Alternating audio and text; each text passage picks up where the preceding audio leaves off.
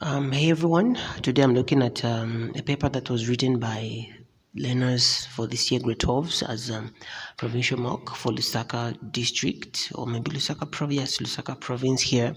This is common science 5124, that's physics. We'll straight away get to the questions. So question 1, all measurable quantities are called physical quantities. That's the answer. Question 2, a solid cube of site 4 centimeters has a mass of 128 grams. What is the density of this cube? My density was 2 grams per cubic centimeter. This is a cube. The formula for density, we all know it's density equals to mass over volume. Therefore, if this is a cube and this cube has got a side of 4 centimeters, it means every side of it is 4 centimeters because it's a cube, not a cuboid. So the density should come out as 2. 3. The diagram below shows a car traveling in direction as shown. That's the direction of the car.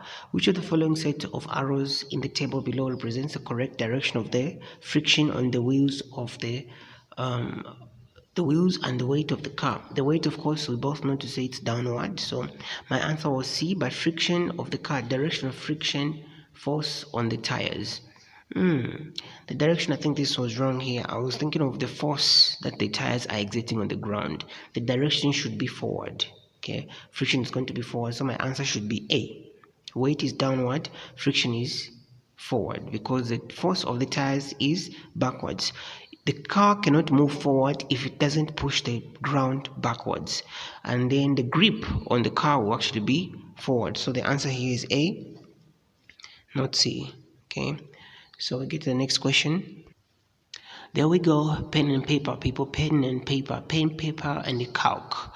Question 4. A man weighing 80 kgs of biological compound in Lusaka fell from the top of an 80-meter high ZNBC transmitter. I don't know what he was doing. Was he mechanic? Was it suicide?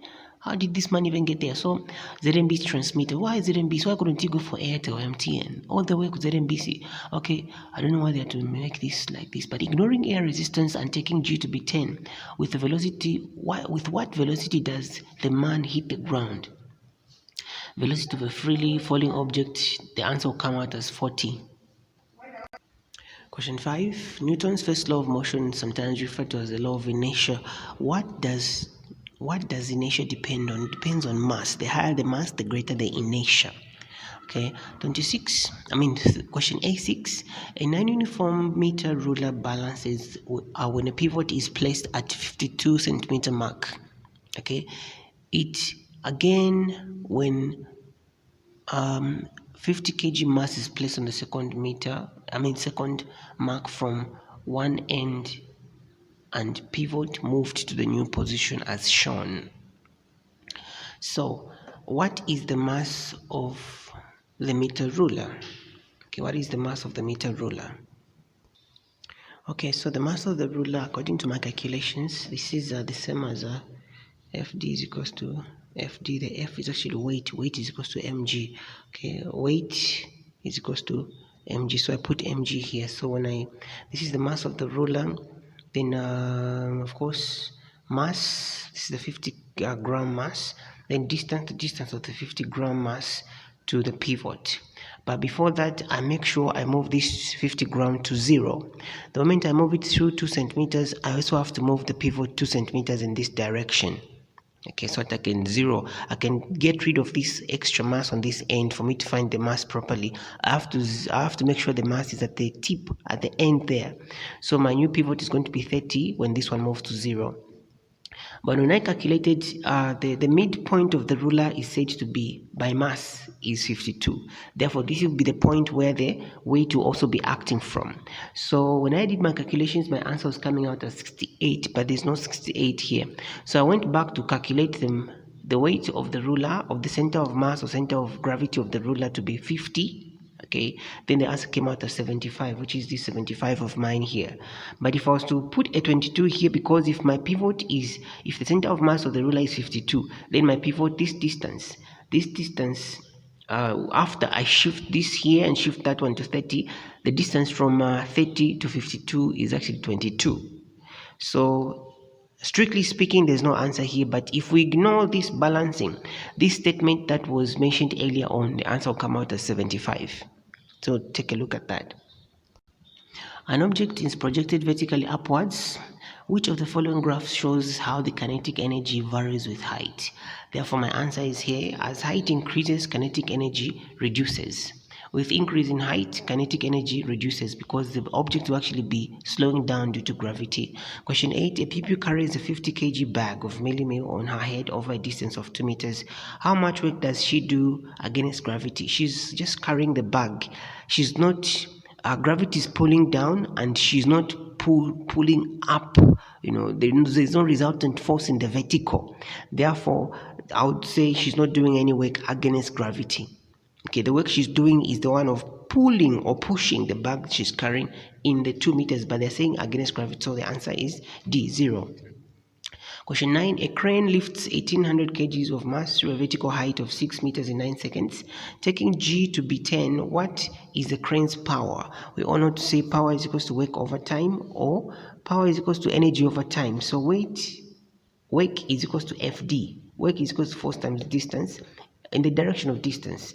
So this is our mass, that's our G, because this is the weight of the object. It's vertical, more height. Therefore, this is the weight mg, okay, which is this fg, okay. Then 6 is the distance through which the mass is lifted. The 9 is the seconds. Okay, so the answer there is 12,000 joules. Question 10. A diagram below shows the same spring with different weights attached. Therefore, when this 30 is attached, it points at 4 centimeters. The stretching goes at 4 centimeters. When it's 60, it goes at 5.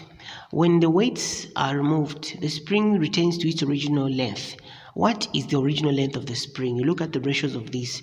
When this one is doubled, it goes to 5. When this one is halved, it goes to 4.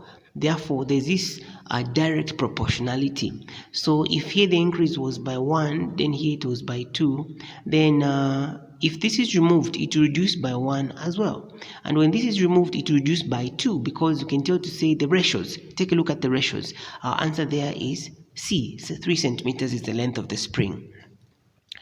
Question 11. A bicycle pump contains 50 cubic centimeters of air at 17 degrees Celsius, 1 atm pressure. Okay, therefore this is the piston, that's the volume, the new volume. And then where's the question? Okay, I think I solved this question from this side. So let me look at the question, then I'll come back here. What is the pressure when the air is compressed to 10 cubic centimeters? My answer was 5. Let me see how I found my answer.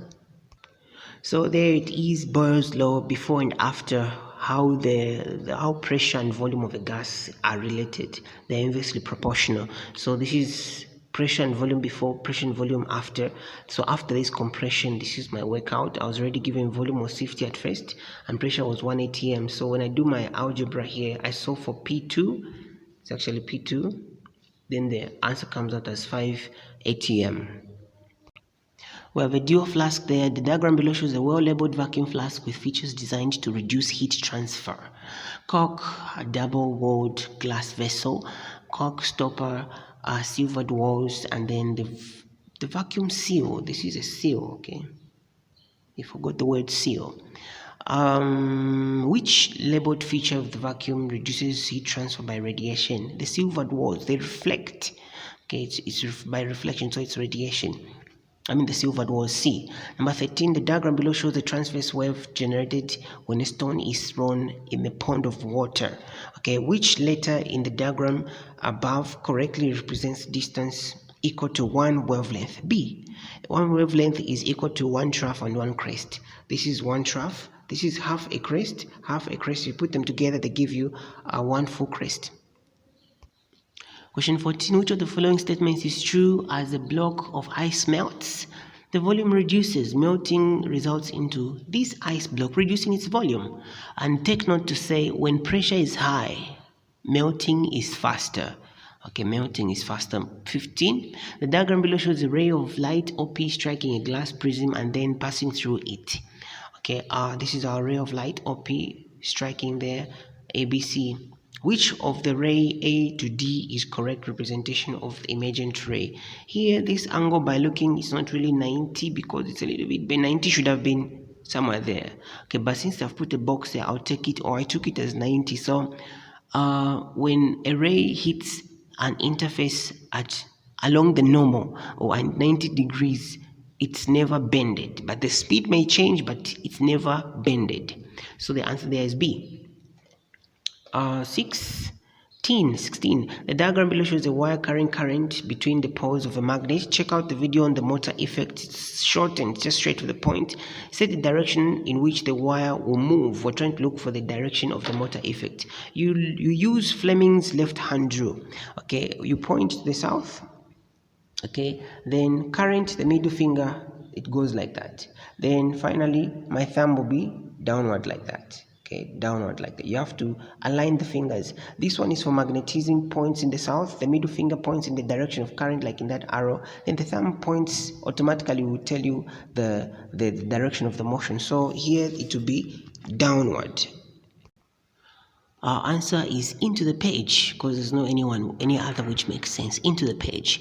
17. Which of the circuit diagrams shown below would lamp Q and R light up but not lamp P when the switch S is open? Okay, these are all in series. The circuit will be broken. All of them will go off. When this one is closed, all of them will go off. Okay. This one, when this one is open, all of them will go off. The answer is D. When this one open, this circuit will still be functional, it will still be complete. 18. Two resistors of value 6 and the other connected in parallel to the circuit of value 6. They are both 6 ohms. What is the effective resistance of the circuit? Effective resistance of the circuit. Therefore, my answer was 3. I resolved this using this formula. This formula only works for 2 resistors. Therefore, my answer came out as 3 ohms. Remember, they are in parallel. If they were in series, I would have just added to give me 12, but they're in parallel. That's why I used this formula. 19 right there. A radioactive emission passes through an electric field as shown below. The source, okay, a source, remember, a source is just any substance that emits radiation. It's a source for the radiation. So which emission is represented by Q? This emission is affected by the magnetic field and it's attracted to the opposite terminal. Therefore, opposite charges attract. This should be a positive source. Positive radiation. Therefore, my answer there is C, alpha particles. Alpha particles. This word proton, no, protons are never part of these emissions that we study in our radioactivity or maybe radioactive topic. Protons are not. Number 20, a radioactive nucleus decays according to the decay equation below. Not real symbols of elements are used. Which expression below is true? My answer was D. S is equals to Q plus 1 because the radiation was by beta. Okay, beta radiation results into the increase of a number of protons while its mass remains constant. So since one beta particle was emitted here, this is a single beta decay. Therefore, S will increase by 1. Therefore, Q will increase by 1. This will be Q plus 1. S will be equal to Q plus 1. Okay, Q plus 1. Okay, what's happening to my resolution? Okay, it's back. I'll get to the next part, but if I thought there's no next part because this is question 20, I'll simply pause here and then we'll simply check out the next section in another video.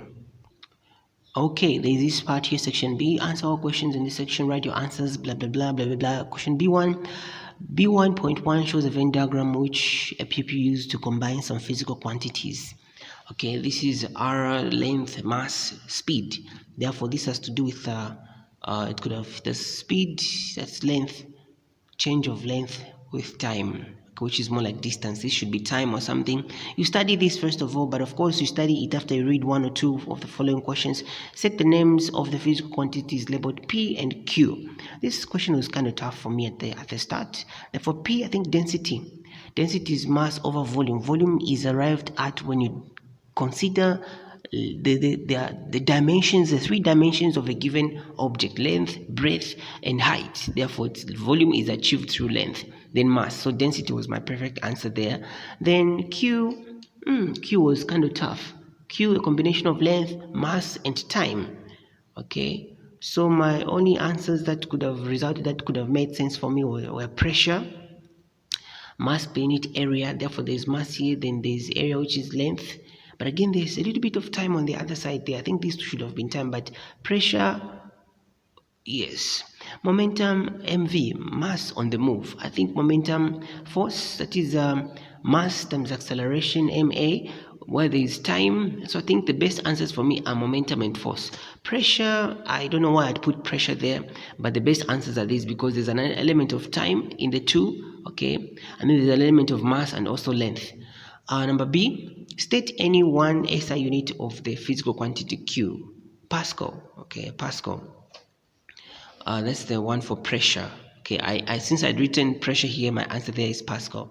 Give one reference between the quantities labeled Q and R. One difference: R is basic, while Q is derived. This is more like a Venn diagram. Q is derived because the combination of, it's an intersection set, while R is basic because these are members that are not found in any other set, and in these, that's why they are independent. So this is basic, this is a derived one. This question was abstract. It was nice but tough if it was in the final exam. Number D, suggest whether the physical quantity P is a basic, not LASIK, basic or derived physical quantity. P, let's look at P. P is a derived one because it's a combination, okay? It's a derived quantity because it's a combination of two physical quantities. Okay, B2, what term refers to the turning effect of the force moment? Number B, consider the diagram below showing forces acting on a uniform meter bar suspended by a chain. There was no this skisty here, so I had to put a skisty because it couldn't have made any sense. This bar is 150. Okay, so find the value of y. I could have even put 70 or 80 or 40, but anything greater than 15 to a greater extent. So the value of y, or the length from 15 to here, which is this y, is 45. Calculate the turning effect of the 2 kg mass at the point. So I simply multiply the weight of this times the force, which is weight, times y. Since this is in centimeters, my answer could have been, if I go for centimeters, to be 900 Newton centimeters. But if I convert these to meters, which is 0.45 meters, my answer will be 9 Newton meters. So I go for SI units. I simply convert this one to meters by dividing by 100, giving me 0.45, then multiply by 20, giving me 9 Newton meters. Using the value found in B1, determine the weight of the uniform bar. Okay, that's our bar there. So remember, even in that other question, I have to move this to this 0 mark. But the distance through which I move this to the 0 mark should be the same distance through which the pivot moves to simply maintain equilibrium. They both shift in the same direction by the same magnitude. So at the end of it all, I have the mass totally at the end here, because if it's not at the end here, this piece remaining here is also accounting for the moment of this guy here. This part here has got weight. So you really have to push the mass to the tip so that its moment can just be totally be coming from the mass. So when mass is taken to be when mass is taken to 0 centimeters mark, new pivot becomes 60 minus 15, which is the 40 centimeter mark. Was it 40? 60 minus 40, 15 is what? 60 minus 10, that is 50, minus 5, 45. Come on, man. 45. Let me just check. Maybe I used this 40 already. 1 minute. Okay, so this is 45 here. 45 will be our new pivot. So I divide the total length by 2 to give me the midway of this bar. Since it's this much, so the midway is 75. So I simply take my moments by the weight, moments by the ruler from its center of mass. I'm looking for its weight. So when I do my calculations here, 20 times 45 is equals to F. We're looking for F times 30. Therefore, when the midpoint or when the pivot is at 45, therefore 45 to 75 is 30. So that's my distance now. So when I multiply this, gives me 900 over 30, gives me 30 newtons, which is the weight of the ruler. Okay, the weight of the ruler. When the cardboard is shaped in the figure below, is freely hung from A, line AX is vertical, okay, is vertical. Define center of mass. Point on an object where the mass seems to be concentrated. B, mark the position of the center of mass of the shape using a clear dot. That's our dot there, okay. Should we mark it to say anything? I don't know. Draw a line through C. Okay, I think it meant mark C. So this is our C here. The dot is our C. Draw a line through C, where is the C? Maybe there's another C. Okay, there's no C. Draw a line through C which would be vertical if the shape were to be hung freely from C. Okay, I think C should have been somewhere. Maybe C was supposed to be here. Okay, because I took it to say I think I didn't see this one, where you were just solving and you just feel like if you have to hang this again, you have to hang it in a way such that the line that will be created will be cutting the angles at least equally in this manner. Therefore, the next line should be equal in that direction, like splitting angles as much 50-50 as possible. Because you cannot hang it from, you hang it there, then you hang it there. No, it has to be somewhere at the point where you at least, it will help you create a much better center of mass. So I think this question kind of misled me, though I didn't read it very much at all, but it would be like this. Okay, it would be like this. The lines have to pass through the same point. If they don't, they just scattered. It means you're not hanging it properly, or you're not waiting for it to settle. So draw a line C through which the vertical line would have to be our line, okay? And then the next question there says, shows a simple machine hydrochloric jack used to lift 800 kg car. Okay, that's our machine there. Area 1 is 50. Area of the piston here is 50. And then area on the other side is 5. Okay, this is our effort, that's our load. This is the load which will go up. This is the part which will come down. This is bigger, this is smaller. Okay, so let's get to the question. If a man of 100, if an effort, not man, what am I looking at? This one. If an effort of 100 newtons is used to lift the car, calculate the mechanical advantage of the system. Calculating the mechanical advantage of the system. Therefore, mechanical advantage is equals to load over effort. Load over effort. So the weight of the car is 800 kg. So my final answer is 80 newtons. Actually, mechanical advantage is a ratio. So this is actually Newton on top here. So when this is divided, this should come out as 80, okay? 80 load over effort, it's a ratio, 80. Determine the velocity ratio, you simply divide the areas, which comes out as a ratio as well. So my velocity ratio is 100, mechanical advantage is 80. Then finally, my efficiency comes out as 80%. 80%. In loading a long lorry, a man lifts boxes each of weight 100 newtons through a height of 1.5 meters. How much work does he do in lifting one box? The work is 150 joules. Work is equals force times distance. The force, the weight of the box, and then the distance. 100 times 1.5 is 150 joules. How much energy is transferred when the box is lifted? Calculate the GPE. Okay, amount of work done is equal to the amount of energy I expended. So the answer here comes out as 150. If he lifts 4 boxes per minute, at what power is he working? Find the work done on those 4 boxes, and the work done on those 4 boxes will be equal to this, therefore work over time. Therefore our answer comes out as 10 watts. Basics. A ray of light travels from air to glass as shown. Okay, name the rays PQR. This is the incident, that's the refracted, this is the emergent. But if this one is not shown, you're just shown to say it's coming from here to there, this will be your incident, then this will be your refracted. But since they have shown everything, this will be your emergent. To emerge means to come out. Okay, so this ray is parallel to this ray up here. It's parallel to this ray up there.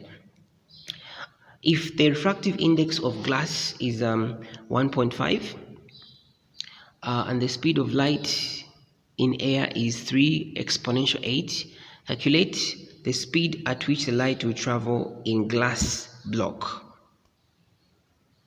So the formula for speed is here. Refractive index is equal to speed of light over speed in given media. Speed of light is a constant, therefore we make V our subject. Refractive index has been given already, is a constant, therefore our final answer is 2 exponential 8 meters per second. 2 exponential 8 meters per second, that would be our answer. Readings are recorded on the instruments using to measure current and potential difference across a resistor, respectively, in a current, are shown below. So I actually had a little bit of time to figure out the divisions, the calibration of this ammeter. That's our ammeter, and this is our voltmeter. So ammeter reading is 0.56. How did I know that? I had to find a way of determining the divisions. To what degree are they? I discovered that they actually, each division is equals to 0.04 amps. So it will be 0.04, another one 0.0. Each division here between is 0.04. This one is much easier.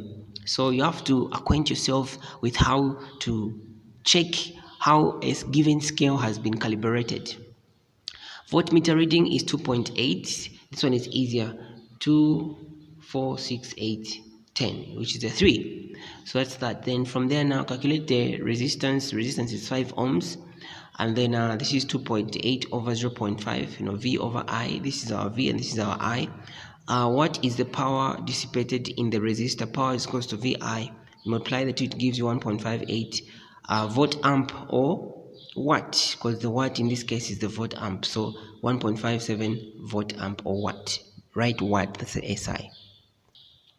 BA, the table below shows some of the results of a comparison between an alpha particle and beta particle and also a gamma ray. So complete the table above. Mass 4 units, that's alpha. The mass of the beta particle is the fast moving electron. It's actually an electron, but it's called the beta particle to simply show more of how it occurs or what it really is or how it comes about. So its mass is very, very small. It's actually, sometimes it's negligible, but here you can even put 1 over 1840, 1840. Therefore, it's 1840 times less in mass compared to one nucleon. Gamma rays have no mass. Nuclear composition, its central part. What is its central part composed of? Alpha particle has a mass of 4 because it has got 2 protons and 2 neutrons. Here, this is just an electron, okay, a fast-moving electron. A beta particle is a fast-moving electron. Although this electron may settle somewhere, but it's a fast-moving electron. Gamma rays, they are waves. They are photons. They are energy. Okay, so photons. A photon is a pocket of energy. Sometimes they are referred to as quanta. Okay, charge. Alpha particles have a 2 plus. Beta particles, a beta particle have a negative. Then this one will have a 0. They have a charge of gamma has a charge of 0. B9, a radioactive sample is emitting these 3 particles, alpha, beta, and gamma radiations, which of these radiation fails to penetrate a thick piece of paper? Alpha cannot easily penetrate paper, but it does to some extent, but it cannot penetrate. Fails to penetrate a piece of aluminum metal. They haven't said whether it's a foil or what, but both alpha and beta would fail. Okay, is unaffected by both magnetic and electric fields. Gamma, because it has no charge, therefore it's never affected. The last question there is a half-life of a radioisotope is 2 years. If the initial mass is 80 grams, calculate how long it takes to remain with 1/8 of the original mass. This is a portion, a fraction of this 80. So you have to find what this 1/8 of 80 is, and my calculations gave me 10, which is 10 grams actually. So how long will it take for this mass to come to 10? So I use this table method where I have my initial mass at the beginning when time is 0. After the half-life, after one half-life, this material will go to 40 grams. Therefore, one half-life is 2 years, which is these 2 years here. After another half-life, after it becomes half, you half it, then 2 years will pass again. Then when you half this one to give you 10, finally 2 years. When you add all of this, you have the period that you're looking for. Therefore, 6 years will be the time that will pass. This marks the end of the section A and section B of this paper. I don't know if I'll have time to do the section C for this paper. If I do, I'll simply post and you should look out for it. It had a little bit of small errors, so it made me a little bit skeptical in some parts, but it was okay. It was a good paper. Bye bye, and remember to subscribe. See you in the next video.